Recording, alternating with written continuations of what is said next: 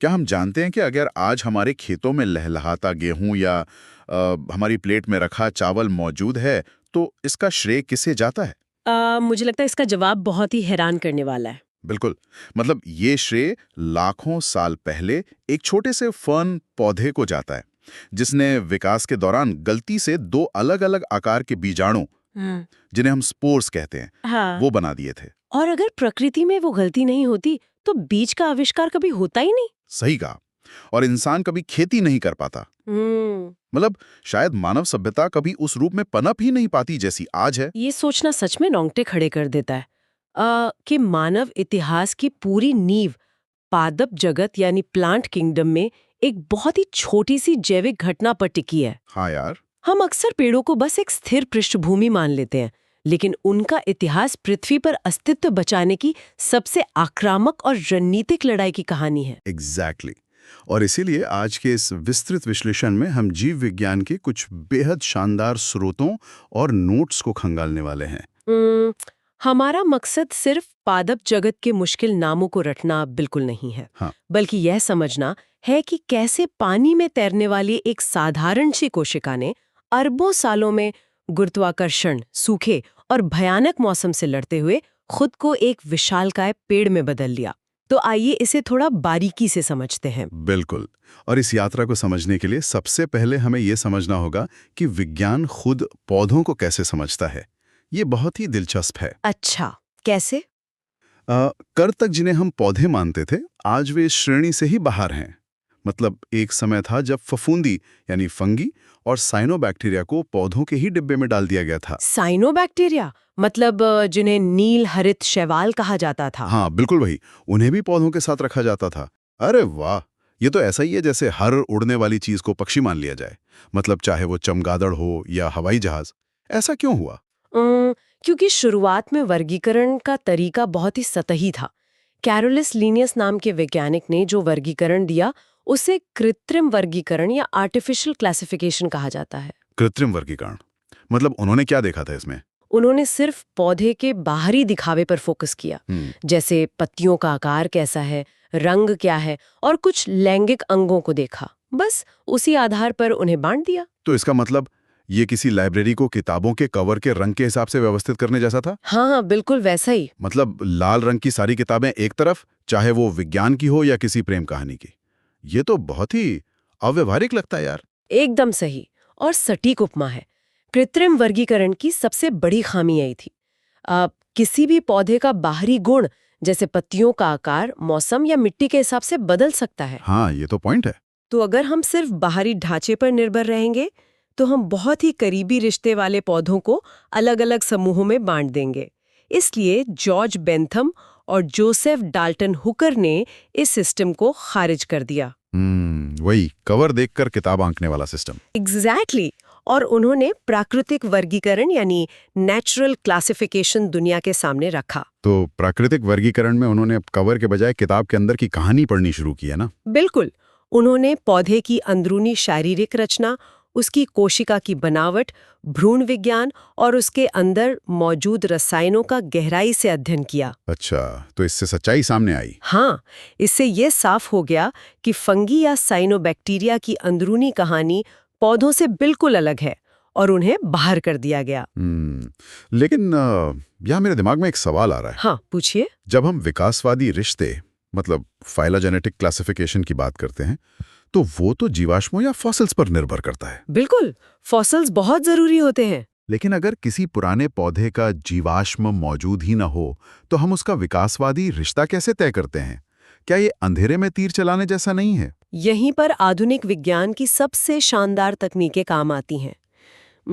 जब जीवाश्म नहीं होते, तब विज्ञान संख्यात्मक वर्गीकी यानी न्यूमेरिकल टैक्सोनॉमी का इस्तेमाल करता है। न्यूमेरिकल टैक्सोनॉमी ये कैसे काम करता है? इसमें कंप्यूटर की मदद से पौधे के सैकड़ों गुणों को एक साथ देखा जाता है और हर गुण को एक नंबर या कोड दे दिया जाता है। रुको, क्या हम सच में प्रकृति और पौधों को 0 और 1 के बाइनरी कोड में बदल रहे हैं? हाँ, कुछ ऐसा ही समझ लीजिए। मतलब एक पत्ती गोल है तो उसे 1 दे दिया और नुकीली है तो 0। क्या ये प्रकृति को बहुत ज्यादा मशीनी या रोबोटिक नहीं बना देता? सुनने में ऐसा लग सकता है, लेकिन इसका मुख्य उद्देश्य इंसानी पूर्वाग्रह यानी ह्यूमन बायस को हटाना है। अच्छा, ताकि हम अपनी पसंद से वर्गीकरण ना करें। बिल्कुल। कंप्यूटर हर गुण को बराबर अहमियत देता है, जो इंसानी दिमाग के लिए एक साथ प्रोसेस करना मुश्किल है। इसके अलावा विज्ञान कोशिका वर्गीकी यानी साइटोटैक्सोनॉमी का इस्तेमाल करता है। इसमें क्या होता है? कोशिकाओं की जांच? हाँ, इसमें कोशिका के अंदर क्रोमोसोम की संख्या और उसके व्यवहार की जासूसी की जाती है। यानी अगर पौधा बाहर से रूप बदल भी ले तो वो अपने क्रोमोसोम का फिंगरप्रिंट नहीं बदल सकता। एकदम सही। और इसी के साथ रसायन वर्गीकी यानी कीमोटैक्सोनॉमी भी है, जहां पौधों के अंदर मौजूद रसायनों की जांच होती है। वाओ! इन्हीं तकनीकों से हमने बिना जीवाश्म के भी पौधों के विकास का पूरा फैमिली ट्री तैयार कर लिया है। ये सच में अद्भुत है। अब चूंकि डीएनए और रसायनों ने हमें पौधों का असली फैमिली ट्री बता दिया है, तो अगर हम इस ट्री की बिल्कुल जड़ों तक जाएं, तो हम जमीन पर नहीं बल्कि गहरे पानी में पहुंचते हैं। हाँ, पानी ही जीवन की शुरुआत है। तो यहाँ पर बात सच में बहुत दिलचस्प हो जाती है। चलिए विकास की उस पहली सीढ़ी पे चलते हैं जहां से सब शुरू हुआ, शैवाल यानी एल्गी। बिल्कुल। शैवाल पादप जगत की सबसे साधारण लेकिन सबसे महत्वपूर्ण सदस्य हैं। अक्सर लोग शैवाल को सिर्फ तालाब में जमी हुई हरी काई समझकर नजरअंदाज कर देते हैं। हाँ, ये बहुत आम गलतफहमी है। लेकिन नोट्स पढ़ते हुए मुझे जो बात सबसे ज्यादा हैरान कर गई वो ये है कि पृथ्वी पर मौजूद कुल कार्बन डाइऑक्साइड का लगभग आधा हिस्सा यही शैवाल सोखते हैं। बिल्कुल। और उसे ऑक्सीजन में बदलते हैं। और इतना ही नहीं, अंतरिक्ष यात्री अपने साथ क्लोरेला और स्पिरुलिना जैसे एक कोशिकीय शैवाल ले जाते हैं, क्योंकि ये प्रोटीन के पावर हाउस हैं। निसंदेह ये जलीय जीवन का पूरा आधार है। लेकिन शैवाल सिर्फ एक तरह के नहीं होते। अच्छा, और भी वैरायटी होती हैं? हाँ, जैसे जैसे वे पानी की अलग अलग गहराइयों में गए, उन्होंने खुद को वहां की चुनौतियों के हिसाब से ढाल लिया। विज्ञान ने उनके रंग और उनमें जमा होने वाले भोजन के आधार पर उन्हें 3 मुख्य वर्गों में बांटा है। तो ये सिर्फ रंगों का शौक नहीं है बल्कि सर्वाइवल की रणनीति है। कैसे?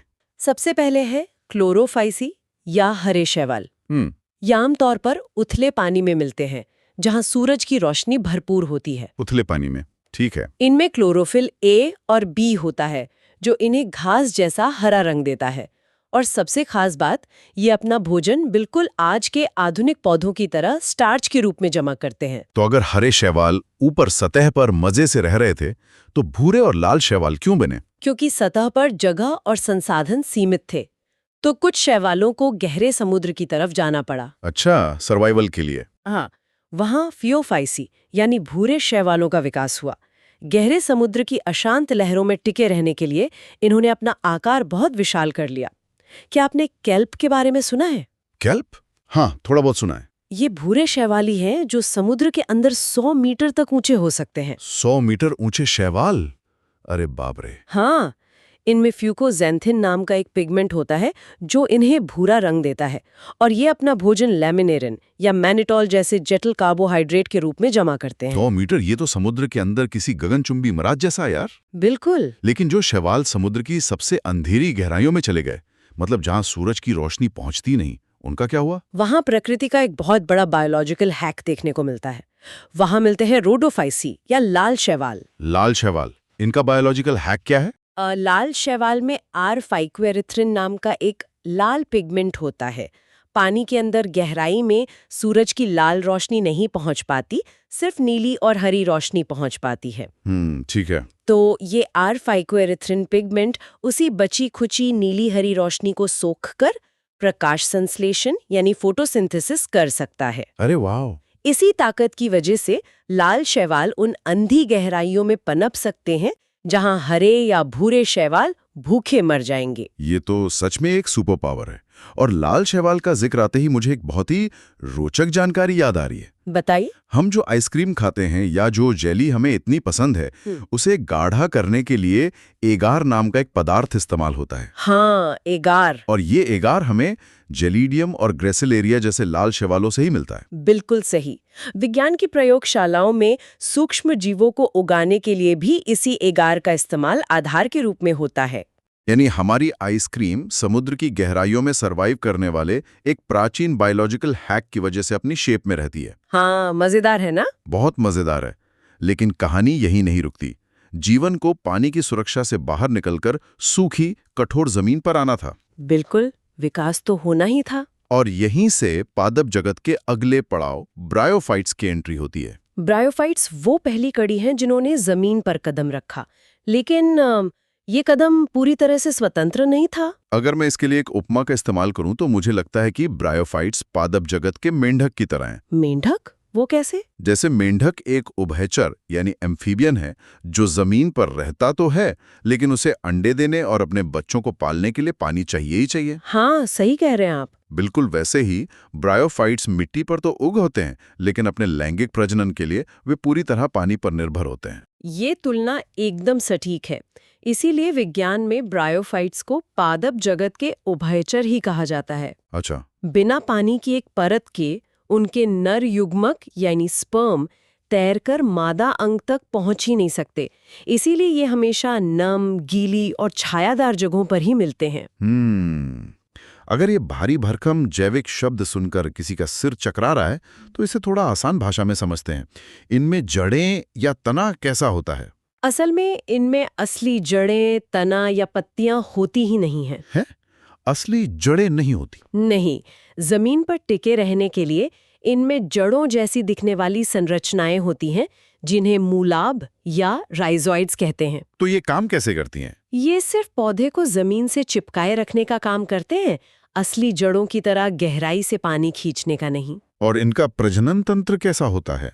मैंने नोट्स में युग्मकोद्भिद या गैमेटोफाइट जैसे भारी शब्द पढ़े हैं। इसे ऐसे समझिए कि ब्रायोफाइट्स की जो मुख्य बॉडी हमें दिखती है वो अगुणित यानी हैप्लॉइड होती है। हैप्लॉइड मतलब? मतलब इसमें डीएनए का सिर्फ एक ही सेट होता है। इसी को गैमेटोफाइट कहते हैं। इसी पौधे पर नर अंग बनते हैं जिन्हें पुंधानी या एंथेरिडियम कह सकते हैं। अच्छा। आप इन्हें छोटे छोटे स्पर्म कारखाने मान सकते हैं। और मादा अंग होते हैं स्त्रीधानी, जो एक फ्लास्क या सुराही के आकार के होते हैं और उनके अंदर एक अंडा सुरक्षित रहता है। समझ गया। और इसके उदाहरणों में मैंने लिवरवर्ट और मॉस के बारे में पढ़ा। हाँ, ये इसके मुख्य प्रकार हैं। लिवरवर्ट में एक बहुत ही अजीब सी चीज होती है, जेमा कप। ये क्या होते हैं? जेमा कप अलैंगिक प्रजनन का एक बहुत ही शानदार तरीका है।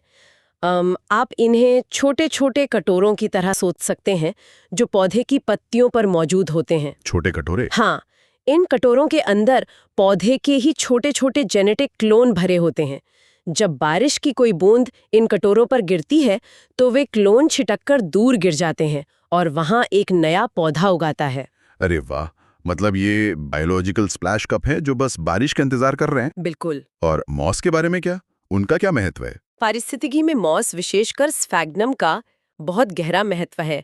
जब किसी नई बंजर चट्टान पर जीवन की शुरुआत होनी होती है तो वहां सबसे पहले लाइकेन और मॉस ही उगते हैं। मतलब ये सबसे पहले बसने वाले हैं। हाँ, ये धीरे धीरे चट्टानों को तोड़ते हैं, उन्हें गलाते हैं और मिट्टी की पहली परत बनाते हैं। इसके अलावा स्फैग्नम में अपने वजन से कई गुना ज्यादा पानी सोखने और रोक कर रखने की अविश्वसनीय क्षमता होती है। हाँ, मैंने पढ़ा कि इसीलिए इससे पीट नाम का पदार्थ बनता है जिसे इंसान ईंधन के रूप में जलाता है। सही कहा। और नर्सरी वाले पौधों को ट्रांसपोर्ट करते समय स्फैग्नम में लपेटते हैं ताकि वे सूखे नहीं। मतलब ये छोटे छोटे पौधे चट्टाने तोड़कर मिट्टी बनाने की इंजीनियरिंग कर रहे हैं। बिल्कुल। लेकिन ब्रायोफाइट जमीन पर आ तो गए, पर वे जमीन से चिपक कर ही रह गए। वे ऊंचे पेड़ों की तरह आसमान की तरफ नहीं बढ़ पाए। क्योंकि गुरुत्वाकर्षण एक बहुत बड़ा दुश्मन था, है ना? उनके पास जमीन की गहराई से पानी को ऊपर पत्तियों तक खींचने का कोई सिस्टम ही नहीं था। एग्जैक्टली। तो इन पौधों ने गुरुत्वाकर्षण को मात देकर ऊपर की तरफ बढ़ना कैसे सीखा? यहीं पर पादप जगत में एक बहुत बड़ी क्रांति हुई। विकास ने गुरुत्वाकर्षण का तोड़ निकाल लिया और ये क्रांति लेकर आए टेरिडोफाइट्स। और ये क्रांति एक प्लम्बिंग सिस्टम की थी, है ना? एकदम सही।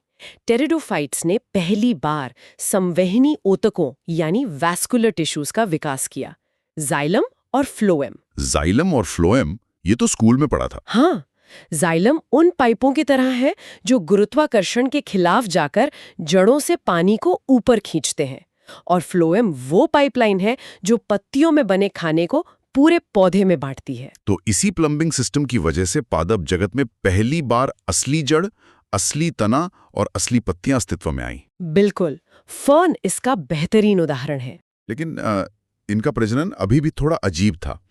टेरिडोफाइट्स के बीजाणुओं से सीधा कोई बड़ा पेड़ नहीं उगता, बल्कि एक छोटा सा दिल के आकार का पौधा उगता है जिसे प्रोथालस कहते हैं। हाँ, ये सच है। ये अपना खाना खुद बनाता है, लेकिन इसे जिंदा रहने और प्रजनन करने के लिए अभी भी ठंडी और बहुत नमी वाली जगह चाहिए। बिल्कुल।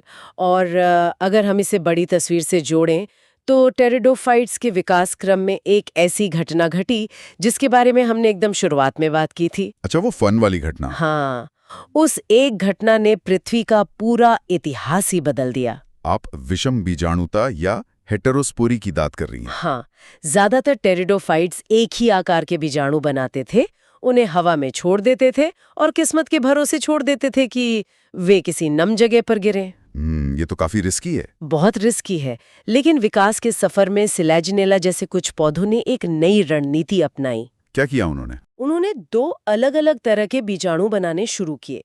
एक छोटे आकार के बीजाणु जो नर का काम करते थे और दूसरे बहुत बड़े आकार के बीजाणु जो मादा का काम करते थे। मैं यही समझना चाहता हूँ कि एक बीजाणु छोटा है और एक बड़ा है, इससे इतना क्या फर्क पड़ गया कि पूरी दुनिया ही बदल गई?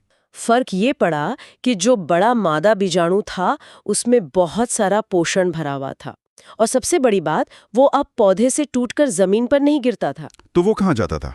वो मुख्य पौधे के अंदर ही सुरक्षित रहता था। अब नया भ्रूण उसी सुरक्षित माहौल में विकसित होता था जहां मुख्य पौधा उसे पोषण देता था। ओह, तो ये बिल्कुल वैसा ही है जैसे कोई जानवर तालाब में अंडे देने के बजाय अपने बच्चे को गर्भ में सुरक्षित रखने लगे। मतलब पौधे ने अपने बच्चे पर इन्वेस्ट करना शुरू कर दिया। बिल्कुल। विकास के इतिहास में इसी घटना को बीजीय प्रकृति या सीड हैबिट की शुरुआत माना जाता है। वाह! इसी विषम बीजाणुता ने वो माहौल तैयार किया जिससे आगे चलकर बीज का कॉन्सेप्ट अस्तित्व में आया। ये तो वाकई दिमाग घुमा देने वाली बात है यार।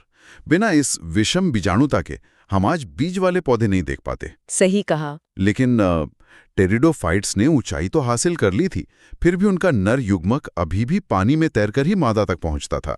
पानी की मजबूरी अभी भी थी। और इस मजबूरी को हमेशा के लिए खत्म करने का काम किया जिम्नोस्पर्म और एंजियोस्पर्म ने। अच्छा, इन्होंने गेम पूरी तरह बदल दिया। हाँ, इन्होंने बीज को पूरी तरह से विकसित कर लिया और परागकणों का आविष्कार किया जो हवा में उड़कर जा सकते थे, जिन्हें पानी की जरूरत नहीं थी। तो चलिए पहले जिम्नोस्पर्म को समझते हैं।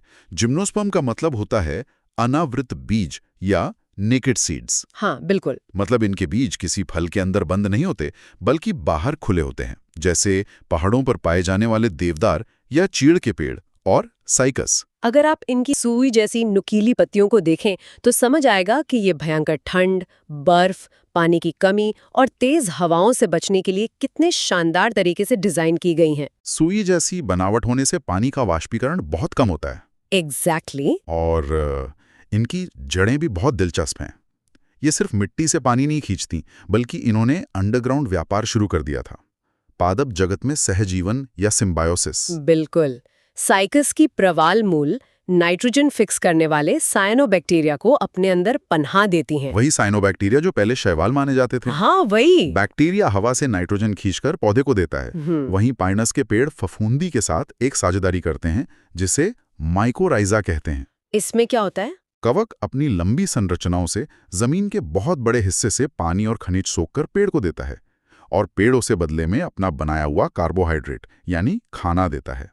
मतलब प्रकृति में सिर्फ प्रतियोगिता और संघर्ष नहीं है, बल्कि एक दूसरे का सहयोग भी है यार। हाँ बिल्कुल। अब आखिर में बात करते हैं पादप जगत के बेताज बादशाहों की, जिन्होंने सच में पूरी पृथ्वी पर अपना साम्राज्य स्थापित किया। एंजियोस्पर्म। एंजियोस्पर्म यानी फूल और फल वाले पौधे। ये पृथ्वी पर पौधों का सबसे बड़ा, सबसे सफल और सबसे उन्नत समूह है। एंजियोस्पर्म्स की सबसे बड़ी उपलब्धि ये है कि इन्होंने अपने बीजों को खुले में नहीं छोड़ा, बल्कि उन्हें फलों के अंदर एक तिजोरी में सुरक्षित कर दिया। सही बात है। और इनकी विविधता कमाल की है। हाँ, एक तरफ सूक्ष्म वुल्फिया है जिसे देखने के लिए माइक्रोस्कोप चाहिए, और दूसरी तरफ यूकेलिप्टस के पेड़ हैं जो 100 मीटर से भी ज्यादा ऊंचे हो सकते हैं। बिल्कुल। और विज्ञान ने इनके बीजों के आकार के आधार पर इन्हें 2 भागों में बांटा है। मोनोकॉट और डाइकॉट्स है ना? हाँ, एक बीजपत्री या मोनोकॉट्स जिनमें बीज का एक ही हिस्सा होता है, जैसे गेहूं या चावल, और द्विबीजपत्री या डाइकॉट्स जिनके बीज 2 बराबर हिस्सों में बंट जाते हैं, जैसे चना, मटर या राजमा। लेकिन इनकी सफलता का सबसे बड़ा रहस्य फूल और फल हैं। इसमें कोई शक नहीं। फूल सिर्फ हमारी आंखों को सुंदर लगने के लिए नहीं बने हैं। बिल्कुल नहीं। ये परागण के लिए कीड़ों, पक्षियों और जानवरों को अपनी तरफ आकर्षित करने और उन्हें मैनिपुलेट करने का एक मास्टर प्लान है। बिल्कुल। फूल उन्हें मीठे रस का लालच देते हैं और बदले में कीड़े अनजाने में उनके परागकण दूसरी जगह ले जाते हैं। हाँ। और फल तो जानवरों को दी जाने वाली एक बायोलॉजिकल रिश्वत है। बायोलॉजिकल रिश्वत, ये बहुत अच्छा शब्द है ना? पौधा अपने बीज के चारों ओर एक मीठा और गूदेदार फल बनाता है ताकि जानवर उसे खाएं, मीलों दूर जाएं और मल के जरिए उस बीज को एक नई जगह पर एक नेचुरल फर्टिलाइजर के साथ छोड़ दें। यही कारण है कि एंजियोस्पर्म्स आज पृथ्वी के हर कोने में फैले हुए हैं। उन्होंने जानवरों की गतिशीलता का इस्तेमाल अपने फायदे के लिए करना सीख लिया। तो इस सब का आखिर मतलब क्या है? अगर हम इसे समेटें, अगर हम इस पूरी विकास यात्रा को एक सांस में समेटने की कोशिश करें तो कहानी गहरे पानी के अंदर एक साधारण सी हरी शैवाल कोशिका से शुरू हुई थी, जो बस धूप और कार्बन डाइऑक्साइड से खाना बना रही थी। बिल्कुल। फिर उसने पानी से निकलकर जमीन के किनारे पर पहला डरावा सा कदम रखा और ब्रायोफाइट बनी, मेंढक जैसी स्थिति। हाँ। फिर गुरुत्वाकर्षण से लड़ने और ऊंचाइयों को छूने के लिए उसने टेरिडोफाइट के रूप में संवहनीय ऊतक यानी एक प्लम्बिंग सिस्टम का आविष्कार किया। और अंततः पानी पर अपनी निर्भरता को हमेशा के लिए खत्म करते हुए बीज, फूल और फलों के उन्नत आविष्कारों के साथ एंजियोस्पर्म के रूप में पूरी पृथ्वी पर राज कर लिया। ये सच में किसी महाकाव्य से कम नहीं है। ये निसंदेह पृथ्वी के इतिहास का सबसे बड़ा महाकाव्य है। और इस विस्तृत चर्चा को खत्म करने से पहले मैं उसी विचार पर वापस आना चाहूंगी जिससे हमने शुरुआत की थी। कौन सा विचार? सोचिए, अगर विकास के उस लंबे सफर में, टेरिडोफाइट्स के दौर में, सिलेजनेला ने वो सूक्ष्म विषम बीजाणुता विकसित नहीं की होती। अच्छा, वो बड़ा और छोटा बीजाणु बनाने वाली बात? हाँ, अगर उसने एक बड़ा और एक छोटा बीजाणु बनाने का वो प्रयोग नहीं किया होता तो एक पौधे को, अपने भ्रूण को अपने अंदर सुरक्षित रखने का वो आइडिया कभी नहीं आता। बीज का कॉन्सेप्ट कभी अस्तित्व में नहीं आता। एकदम सही। और अगर बीज नहीं होते तो इंसान कभी खेती नहीं कर पाता। मतलब कोई गेहूं नहीं उगता, कोई चावल नहीं होता, कोई मक्का नहीं होता। बिल्कुल। और एक स्थायी खाद्य आपूर्ति यानी खेती के बिना मानव सभ्यता उस रूप में कभी पनप ही नहीं पाती जैसी वो आज है। हम शायद आज भी छोटे छोटे कबीलों में, जंगलों में शिकारी कर रहे होते हैं। हाँ, एक साधारण से पौधे के विकास की एक छोटी सी अनजानी सी घटना ने, एक छोटे से स्पोर ने पूरे मानव इतिहास और हमारी आधुनिक सभ्यता की नींव रख दी। इस बात पे हर किसी को जरूर विचार करना चाहिए।